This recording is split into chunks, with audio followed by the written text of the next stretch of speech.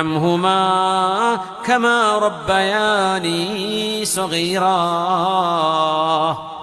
അല്ലാഹുവേ, എൻ്റെ മാതാപിതാക്കൾക്ക് റഹ്മത്ത് ചെയ്യണമേ, അവരെൻ്റെ കൊച്ചുനാളിൽ എന്നോട് റഹ്മത്ത് ചെയ്ത പോലെ.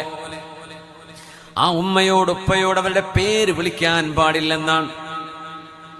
ആ ഉമ്മയോട് ഉപ്പയോട് അവരെന്താണോ അള്ളാഹുവിന് ഇഷ്ടമുള്ളത് പറയുന്നത്, ഹലാലുകൾ പറയുന്നത്, അതനുസരിക്കാൻ നമ്മൾ ബാധ്യസ്ഥരാണ്.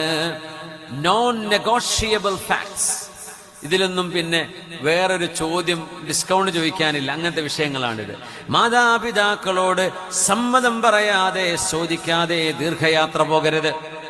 എന്തിനേറെ ഉറങ്ങാൻ കിടക്കാൻ പോകുമ്പോ മാതാവിനോടോ പിതാവിനോടോ അവരവിടെ ഉണ്ടെങ്കിൽ, അരികത്തുണ്ടെങ്കിൽ, ഉമ്മ ഞാൻ കിടക്കാൻ പോകുന്നു എന്ന് ഉമ്മയോടോ ഉപ്പയോടും പറയൽ നിർബന്ധമാണ്. അതൊരു അദബാണ്. നിങ്ങൾ വീട്ടിലിരിക്കുമ്പോൾ മാതാപിതാക്കൾ വീടിന്റെ പുറത്തുനിന്ന് യാത്ര കഴിഞ്ഞ് കടന്നു വരികയാണെങ്കിൽ അവർക്ക് വേണ്ടി എഴുന്നേറ്റ് നിൽക്കണം. നിങ്ങളും അവരും ഒരുമിച്ച് നടക്കുകയാണെങ്കിൽ മക്കൾ ഒരിക്കലും ഉമ്മയുടെയോ ഉപ്പയുടെയോ മുമ്പിൽ നടക്കരുത്, ബാക്കിലാണ് നടക്കേണ്ടത്.